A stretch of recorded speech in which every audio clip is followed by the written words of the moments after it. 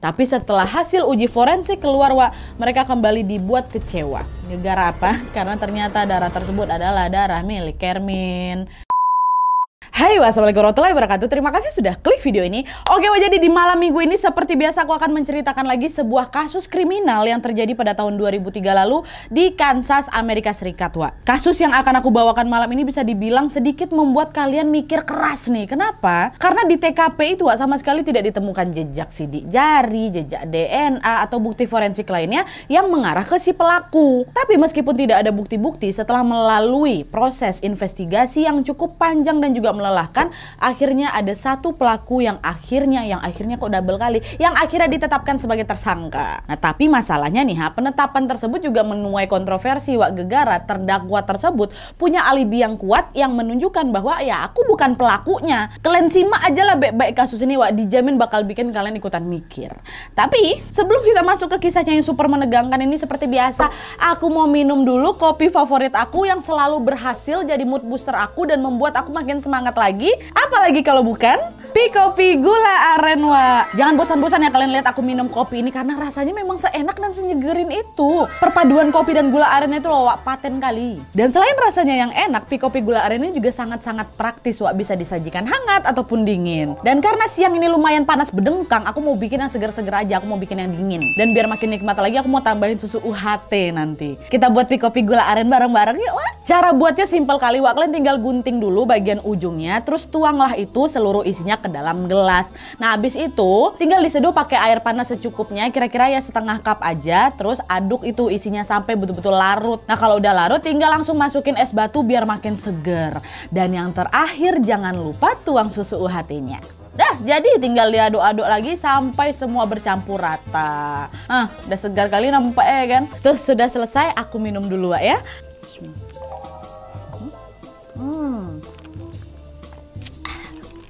Emang enak sih, macam mana? Enak kali, Wak. Memang Kopi Gula Aren ini jadi kopi kesukaan aku sama tim. Rasa gula aren yang nikmat dipadukan dengan susu UHT-nya tuh betul-betul tidak ada lawan. Kalian harus cobain langsung juga. Apalagi sekarang, Wak, Kopi lagi ada promo beli 2 gratis 1. Kapan lagi kalian dapat minuman nikmat dengan harga hemat ya kan? Ayo cepat borong sekarang juga di toko terdekat kalian dan rasakan sendiri kenikmatan Kopi Gula Aren ini, Wak, ya. Lebih paten, lebih keren. Mantap. Nah, sekarang setelah mendapatkan mood booster dari kopi favorit aku jadi makin semangat lagi buat membawakan cerita malam ini ke kalian. Jadi sekarang baru kita masuk ke ceritanya. Check it out.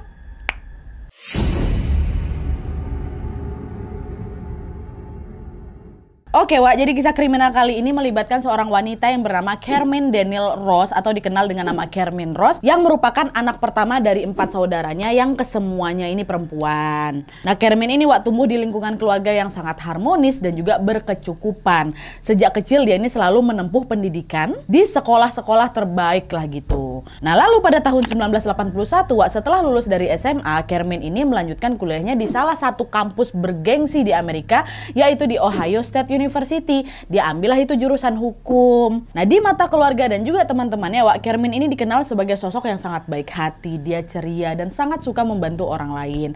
Dia ini pokoknya tipikal social butterfly gitu lah, Wak. Dia gampang kali disukai sama orang-orang di sekitarnya. Dan selain kepribadiannya yang sangat hangat, Wak, Kermin ini juga memiliki paras yang sangat cantik. Nah, karena kelebihannya itulah, Wak, Kermin diam-diam ditaksir oleh seorang pria yang merupakan dosennya sendiri.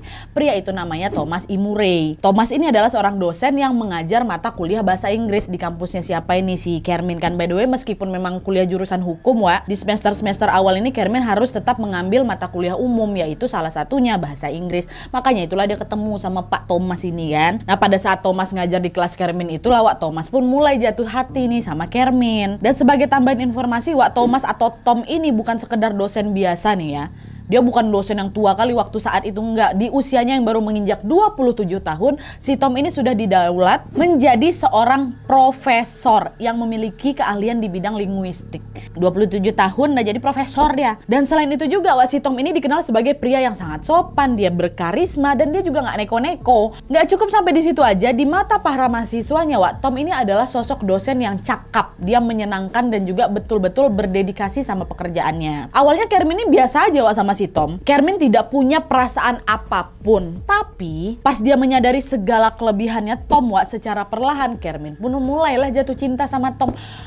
Boleh juga lah Tom ini diajak pacaran. Gak apa-apa lah kayaknya aku pacaran sama dosen. Dia ganteng, dia pintar, mapan pula ya kan, dalam hatinya si Kermin. Akhirnya mereka berdua pun saling menyatakan perasaannya dan resmi menjalin hubungan sebagai sepasang kekasih. Nah, selama berpacaran ini Kermin sering tuh ngajak si Tom buat main ke rumahnya, dikenalin lah sama orang tuanya. Nah di situ mama bapaknya Kermin ini langsung terpesona sama kepribadiannya Tom. Adik-adik Kermin yang lain juga merasa sangat terkesan dengan sosok Tom ini yang selalu menunjukkan sikap ramah, sikap pedulinya. Setiap kali dia ngapel ke rumahnya si Kermin, Tom ini selalu bawa oleh-oleh, bawa mainan buat adik-adiknya. Ini mantu ya senang adik-adiknya. Pokoknya bisa dibilang si Tom ini pandai kali lah ngambil hati keluarganya si Kermin tuh. Dan gak cuma adik-adiknya aja yang terkesan orang tua Kermin bahkan sempat terharu sama hubungan percintaan mereka. Orang tua Kermin ini sama sekali gak nyangka kalau Kermin yang pada saat itu masih kuliah semester awal pula ya kan, tiba-tiba punya pacar seorang profesor muda baik hati yang memiliki karir menjanjikan. Saking terharunya waktu itu orang tua si Kermin sampai bilang,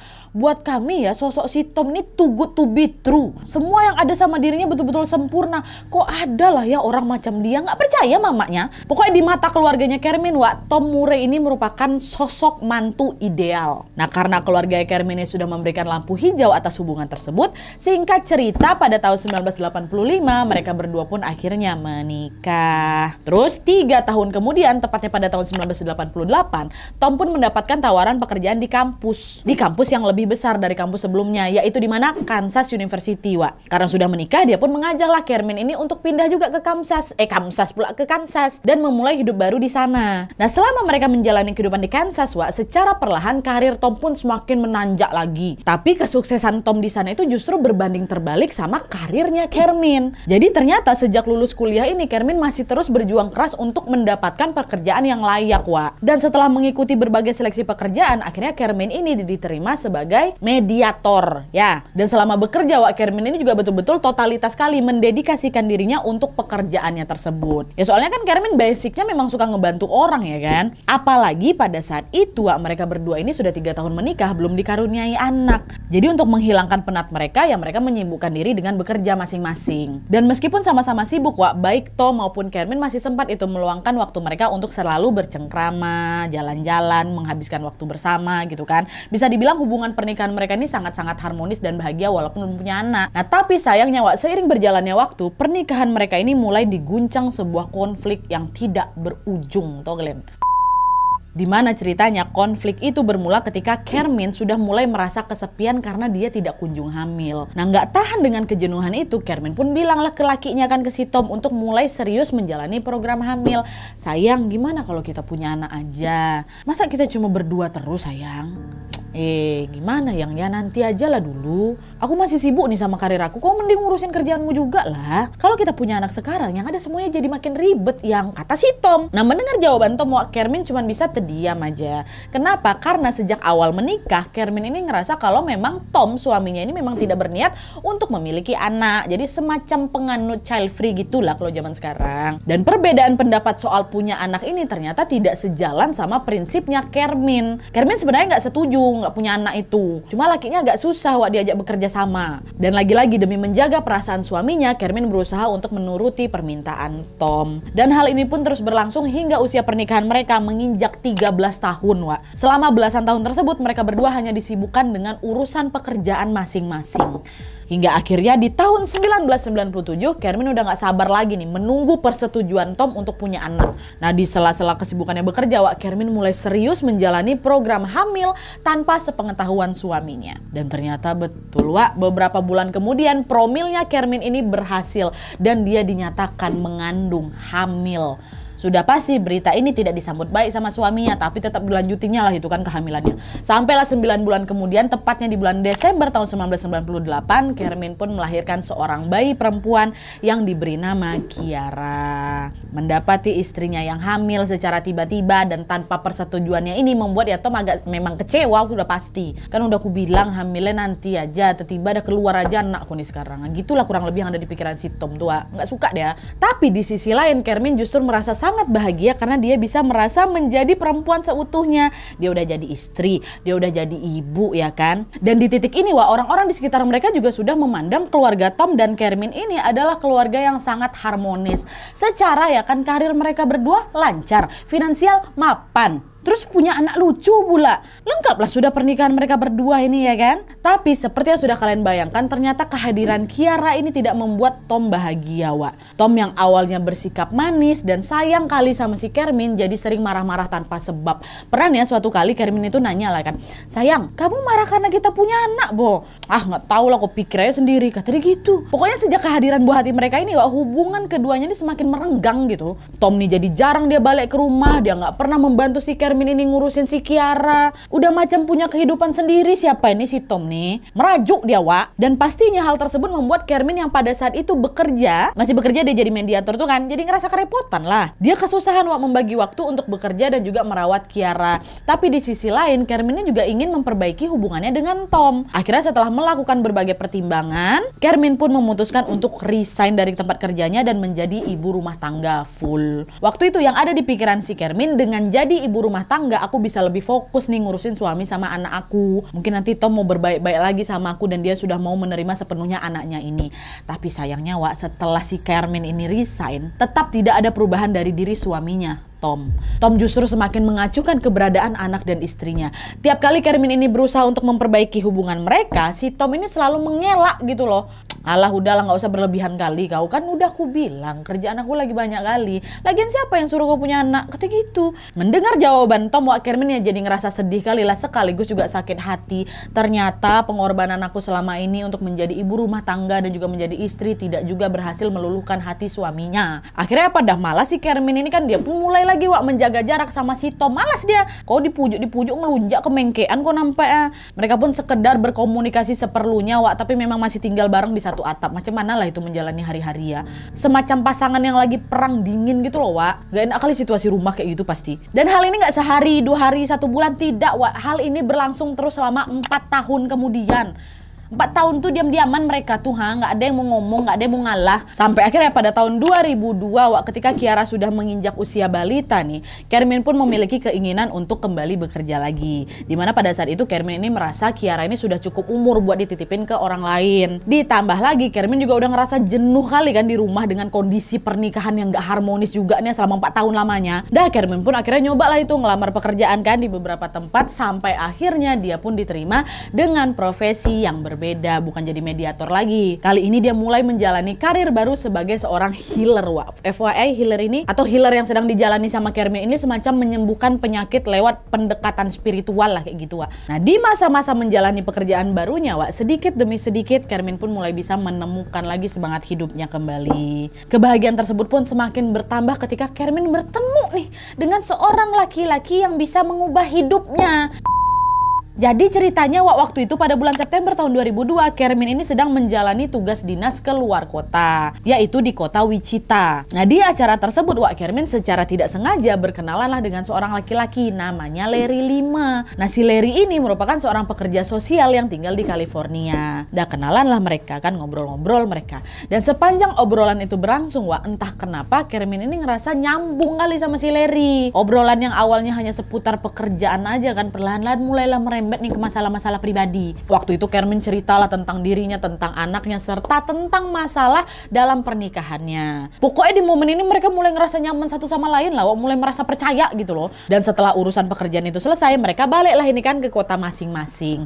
Tapi ternyata kedekatan Kermin dan Larry itu nggak berhenti di situ aja. Mereka masih terus berkomunikasi secara intens nih. Kermin semakin sering lah itu curhat ke Larry soal suaminya yang cuek, yang nggak peduli sama aku, diceritalah semua. Dan di sisi lain Larry justru mampu mengisi kekosongan sekaligus juga memberikan afeksi yang memang dibutuhkan sama si Kermin. Akhirnya apa? Mereka berdua pun saling jatuh cinta dan menjalani hubungan terlarang. By the way, mereka berdua ini menjalani perselingkuhan jarak jauh ya. Kermin kan di Kansas tuh, Larry di California. Tapi sesekali ya mereka tetap janjian ketemuan gitu. Dan meskipun memang hubungan mereka ini salah, entah kenapa Kermin ini justru menemukan semangat hidupnya ini kembali gitu Di mata teman-temannya pada saat itu Kermin yang biasanya terlihat murung, pemurung gitu kan, justru kembali ceria dan bahagia. Nah Tom yang menyadari perubahan sikap istri ini sebenarnya udah mulai mulai curiga, Wak. Dan entah kayak gimana ceritanya nih ha, Tom akhirnya tahu kalau Kermin ini sudah selingkuh di belakang dia. Di momen itu Tom gak diam aja, walaupun dia udah gak peduli sama si Kermin, gak terima dia. Dia marah-marah lah ke si Kermin, kan kurang ajar kau memang ya, istri gak tahu diri, kau selingkuh rupanya kau di belakang aku. Gak mau kalah si Kermin, dia bilang, woi Tom, harusnya kau sadar, aku ini selingkuh gegara apa? Gegara kau tuh gak peduliin aku sama anak kita. Aku capek lo berjuang sendirian di pernikahan ini toh kau. Intinya semenjak Kermin ketahuan selingkuh, Wak, pernikahan mereka ini semakin memburuk lagi.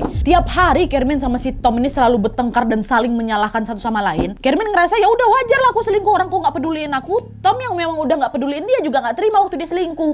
Nah, nggak tahan dengan hubungan mereka yang semakin memanas ini, puncaknya pada tahun 2003 Kermin pun akhirnya mengajukan gugatan cerai terhadap Tom. Dan selama menjalani proses perceraian, Wak, Kermin pun pindah nih sementara ke sebuah rumah yang terletak di 1860 East Road, Lawrence, Kansas. Dengan membawa serta Kiara pastinya. Dia udah gak mau lagi tinggal sama Tom. Pindahlah dia ke rumah nih. Dan sepanjang proses persidangan berlangsung, Wak, Kermin pun masih berkomunikasi intens dengan pacarnya tuh si Larry.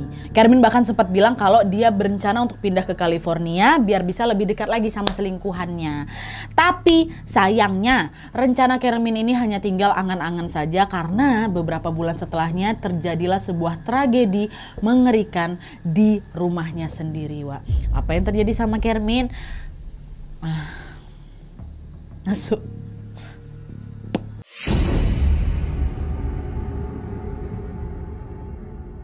Nah, jadi ceritanya, Wak, pada tanggal 14 November tahun 2003, Larry, pacarnya yang ada di California tuh mencoba menghubungi Kermin seperti biasa. Tapi anehnya di hari itu Kermin sama sekali tidak membalas pesannya si Larry. Di titik ini Larry masih memaklumi si Kermin yang slow respon, dia masih mikir, oh mungkin dia lagi ada urusan, paling nanti juga dibales kok gitu kan. Tapi sayangnya, Wak, setelah ditunggu berhari-hari Kermin ini sama sekali nggak ada kabar. Larry jelas lah ngerasa khawatir kan, apalagi nggak biasanya Kermin ini sulit dihubungi, Wak. Kermin ini adalah tipikal orang yang suka ngabarin gitu loh, tau kalian kan? Setiap kali mau pergi kemana-mana atau melakukan sesuatu, dia pasti pamitan sama si Larry. Nah, anehnya, Wak, 3 hari itu Kermin betul-betul nggak ada kabar. Mendapati pacar yang sulit dihubungi, Larry pun rasanya pengen kali ini pergi ke Kansas untuk nemuin si Kermin. Tapi sayangnya dia masih ada tanggungan pekerjaan yang memang harus diselesaikan, ya kan? Nggak bisa lah dia pergi ke Kansas. Nah, di tengah kepanikan itu akhirnya Larry nelpon lah 911. Kepada petugas 911, Larry pun bercerita kalau pacar aku sudah hilang beberapa hari, Pak, nggak bisa dikontak. Tolong Bapak cek ini alamatnya apa, apakah dia baik-baik saja apa enggak, kata siapa Larry. Betulan, Wak, Larry pun memberikan alamat itu kepada petugas 911 supaya mereka ini bisa mengecek secara langsung kondisinya Kermin. Akhirnya tanpa berlama-lama tim 911 pun langsunglah bergerak menuju ke lokasi tersebut. Nah, sesampainya di rumah Kermin, Wak, rumah sementara ya, bukan rumahnya si Tom, ini kan udah pindah deh kan. Sesampai di rumah si Kermin, tim 911 mendapati mobilnya Kermin masih terparkir ini di dalam garasi. Waktu itu mereka pun berasumsi kalau mungkin si Kermin lagi ada di rumah kok, ini nggak kemana-mana, dia ada mobilnya di luar kok. Makanya waktu itu tim 911 nggak langsung masuk nih. Mereka ketuklah pintu rumahnya si Kermin ini pelan-pelan kan, sambil manggil namanya Kermin. Permisi Bu Kermin, 911. Permisi. Tapi setelah ditunggu beberapa saat, Wak, nggak ada jawaban itu dari dalam rumahnya. Nah, tim kepolisian yang sudah mulai curiga pun akhirnya memutuskan untuk mendobrak paksa pintu rumahnya Kermin. Baru aja melangkah ke area ruang tamu nih ha, petugas 911 dikejutkan dengan kondisi rumahnya Kermin yang berantakan sekali disertai dengan ceceran darah di lantai.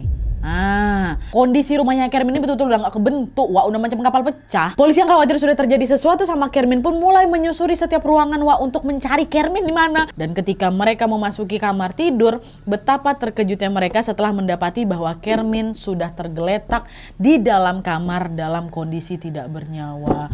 Meninggal Kermin nih, Wak. Pada saat itu petugas mendapati bahwa ada puluhan luka tusuk hampir di seluruh tubuhnya Kermin. Di bagian lehernya, Wak, ada berapa? 17 tusuk. Terus di bagian dada ada juga beberapa tusuk. Di kepalanya Kermin juga ada macam luka bekas dipukul benda tumpul gitu. Dan atas dasar luka-luka itulah mereka pun langsung menetapkan kematiannya Kermin ini sebagai dugaan penghilangan nyawa. Polisi pun segera langsung bergegas menginformasikan berita kematian Kermin ini kepada orang-orang terdekatnya.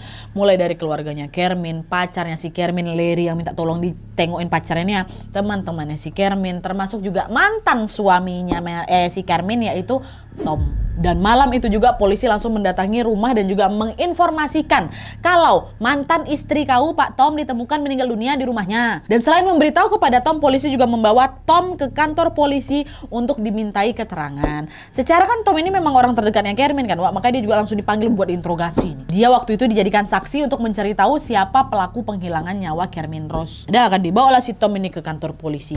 Malam itu juga Tom diinterogasi perihal hubungannya dengan Kermin. Dan dari interogasi tersebut barulah terungkap kalau memang hubungannya si Kermin sama si Tom ini sedang tidak baik-baik saja. Polisi tahu kalau mereka ini sering bertengkar soal perselingkuhan Kermin, sekaligus juga soal hak asuh anak mereka yaitu Kiara, Wak. Jadi memang setelah bercerai sebenarnya hak asuh Kiara ini jatuh ke tangannya Kermin. Tapi walaupun awalnya si Tom ini tidak menginginkan anak, lambat laun juga setelah kedatangan Kiara ini Tom jadi sayang juga, Wak, sama anaknya ini. Jadi si Tom ini tidak terima anaknya dibawa sama si Kermin. Orang Kermin yang selingkuh sekarang anak dia pula yang bawa. Akhirnya setelah berdiskusi berdua nih, mereka pun mengambil jalan tengah yaitu membagi jadwal pertemuan dengan Kiara. Jadi beberapa hari Kiara ini bakal tinggal di tempatnya si Kermin, terus beberapa hari berikutnya tinggal bareng si Tom. Itu perjanjian antara mereka berdua, Wak. Nah balik lagi, jadi selama proses investigasi itu berlangsung, Wak, entah kenapa polisi ini sudah mulai mencurigai Tom karena gelagatnya yang janggal kali. Ini aku kasih tahu sama kalian alasannya, Wak, ya.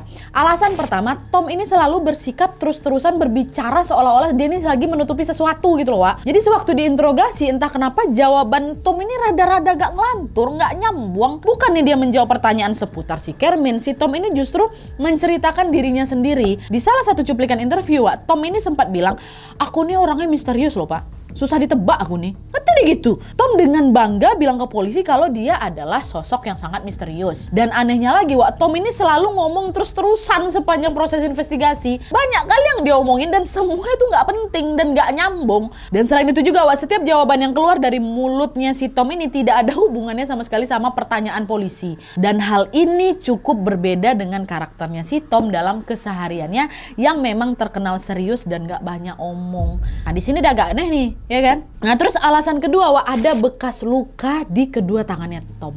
Ada luka di tangannya tuh kan. Nah petugas yang curiga langsung nanya lah, tangan kamu ini kenapa, Pak? Kok macam ada bekas luka gitu? Oh ini, Pak, kemarin saya lagi ngupas nanas buat si Kiara, tapi ternyata pisaunya tajam, Pak, kena tangan saya, luka. Gitu. Sebenarnya polisi udah nggak percaya, Wak, sama jawaban si Tom di situ. Kenapa? Karena kan memang pisau merupakan salah satu bukti penting di kasus meninggalnya Kermin kan. Ingat kan kalian, di tubuhnya si Kermin tuh banyak kali luka tusuk. Disitulah polisi makin curiga sama si Tom. Tapi waktu itu mereka manggut-manggut aja, Wak, iya-iyain aja penjelasan Tom. Oh iya, tajam, Pak, ya. Enak nanas ya. Nah terus alasan ketiga, Wak, Tom ini tidak bertanya penyebab kematian Kermin. Orang normal kan pada umumnya pas nerima kabar kalau kerabat terdekat yang meninggal, itu pertanyaan pertama, meninggalnya karena apa? Gitu kan, Wak, biasanya, Wak. Nah itu dia masalahnya, si Tom ini sama sekali nggak peduli Kermin Rose ini meninggal gara-gara apa. Macam orang yang udah tahu duluan gitu loh, Wak. Bapak ini saya mau menginformasikan mantan istri Bapak meninggal dunia di rumahnya. Oh iya, Pak, ya ampun. Nggak ada ditanya, kenapa? Nggak ada loh. Nah berdasarkan kejanggalan-kejanggalan tersebut, Wak, para detektif pun sebetulnya sudah yakin kali nih kalau Tom terlibat dalam kasus penghilangan nyawanya Kermin. Tapi sayangnya nih, di TKP belum ditemukan bukti apapun yang membenarkan bahwa Tom lah pelakunya. Dan di sisi lain, Tom ini juga memiliki alibi yang sangat kuat. Dimana katanya, Wak, di hari H pada saat Kermin kehilangan nyawanya, saya sedang menunggu ujian semester di kampus saya. Dan pengakuan ini dibenarkan pula tuh sama rekan sesama dosen sekaligus juga para beberapa mahasiswanya si Tom. Iya memang betul, Pak, Tom ada di kelas lagi ngawasin kami ujian. Rekan-rekannya juga bilang kayak gitu, Tom ada di kampus. Nah melihat tidak adanya bukti yang kuat, Wak, akhirnya dengan berat hati polisi pun membebaskan Tom Murray. Gak ada bukti, lepaslah dia bentar tuh. Nah di saat yang bersamaan, Wak, petugas yang berada di TKP berusaha keras tuh kan mencari jejak-jejak pelaku nih. Mulai dari barang bukti, jejak kaki, jejak DNA, jejak sidik jari. Semua mereka cek satu persatu tiap jengkal. Tapi sayangnya lagi-lagi di TKP tidak ditemukan bukti apapun. Betul-betul bersih dari jejak pembunuhan gitu loh, Wak. Dan satu-satunya bukti yang mereka temukan di rumah itu adalah bekas darah yang mengering di area kloset kamar mandi. Awalnya polisi dia senang tuh karena mereka setidaknya menemukan sebuah titik terang, ya kan. Tapi setelah hasil uji forensik keluar, Wak, mereka kembali dibuat kecewa. Gara-gara apa? Karena ternyata darah tersebut adalah darah milik Kermin, bukan milik Tom atau bukan milik orang lain yang dicurigai sebagai pelaku. Nah dengan tidak ditemukannya petunjuk apapun di TKP ini, Wak, kasus ini pun akhirnya menguap gitu aja. Macam apa? Macam apa ya menguap? Ya pokoknya menguap itulah, gantung. Nah terus 1 tahun kemudian, tepatnya pada bulan Oktober tahun 2004, ada nih Wak, 3 orang detektif yang ingin menyelidiki ulang kasus penghilangan nyawanya Kermin Rose. Ketiga detektif tersebut bernama Detektif Doug Woods, Pat Pollock, dan Lyle Hagenbush. Ya, nah mereka bertiga ini merasa tergerak hatinya Wak untuk menyelesaikan kasus ini karena mereka merasa iba sama keluarganya Kermin yang tidak kunjung mendapatkan jawaban siapa pelaku sebenarnya. Mereka bertiga pun mulai tuh bekerja keras dan menyusun ulang nih kronologi kematiannya si Kermin kan. Saking niatnya Wak, mereka bertiga ini betul-betul memulai penyelidikan dari awal. Dan singkat cerita, dari investigasi tersebut mereka semua pun sepakat bahwa pelaku yang paling dicurigai di kasus ini adalah siapa? Tom Murray alias mantan suaminya si Kermin. Dan mendapati hasil tersebut, mereka pun langsung berdiskusi dengan pihak kepolisian Kansas. Dan setelah melakukan berbagai pertimbangan, akhirnya kepolisian Kansas Wak setuju menjebloskan Tom ke penjara sebagai tersangka utama kasus penghilangan nyawanya Kermin. Masuk dia Wak, nanti dibuktikan di persidangan.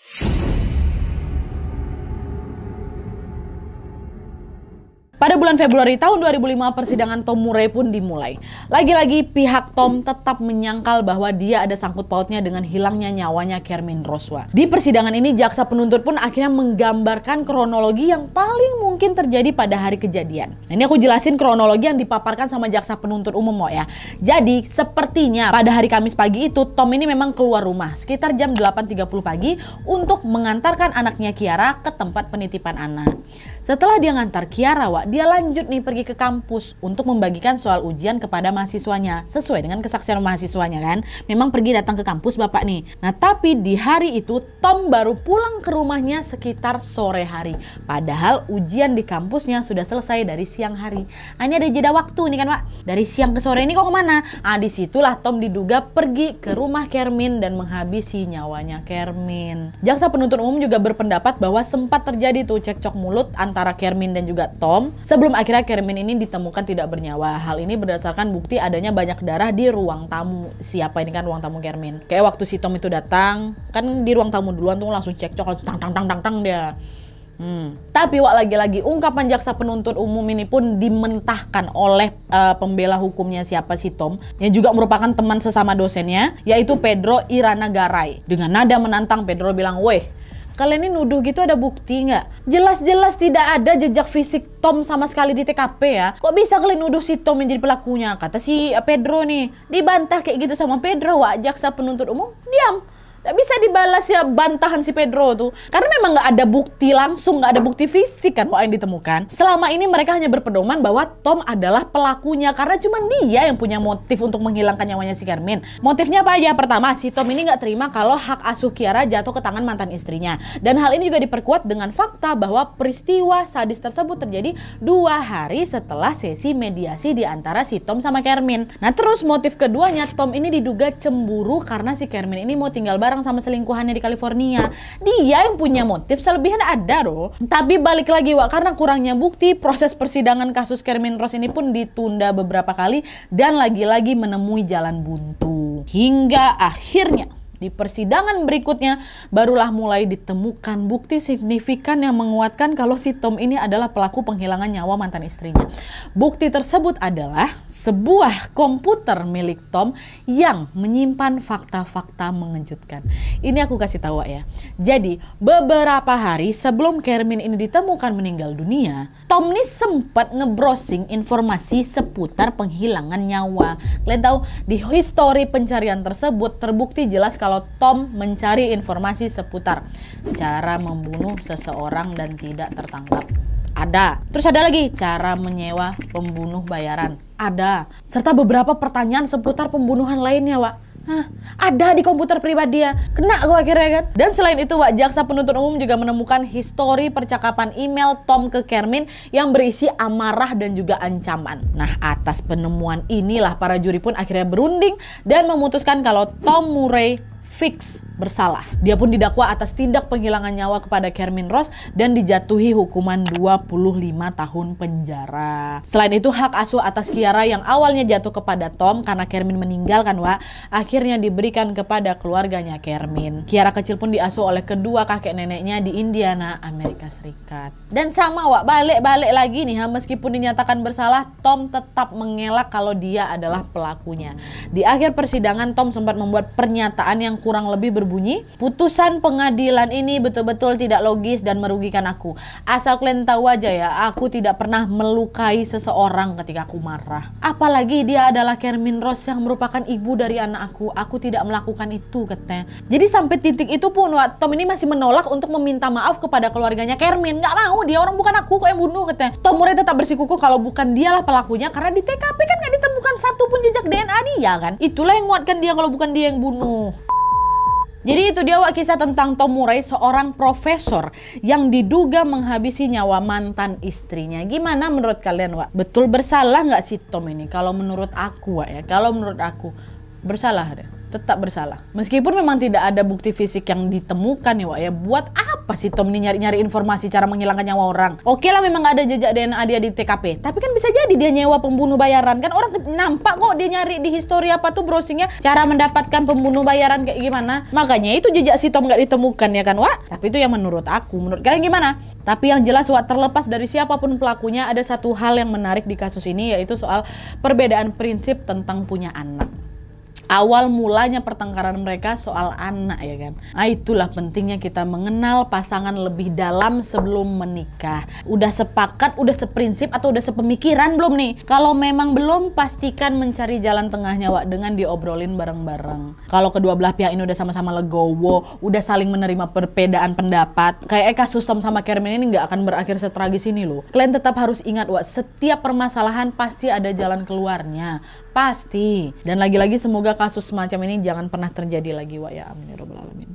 Oke, gimana menurut kalian soal kasus ini? Jangan lupa komen di bawah ya. Oke Wak, jadi sekian dulu videonya. Terima kasih banyak yang sudah menonton. Kalau kalian suka video ini, klik like-nya. Jangan lupa komen di bawah dan saran-saran untuk video selanjutnya. Jangan lupa nyalain notifikasinya supaya kalian tahu kalau aku upload video baru. And as always, jangan lupa untuk klik tombol subscribe supaya kalian sama-sama tahu informasi menarik dan menegangkan dari channel aku. See you next video Wak, bye.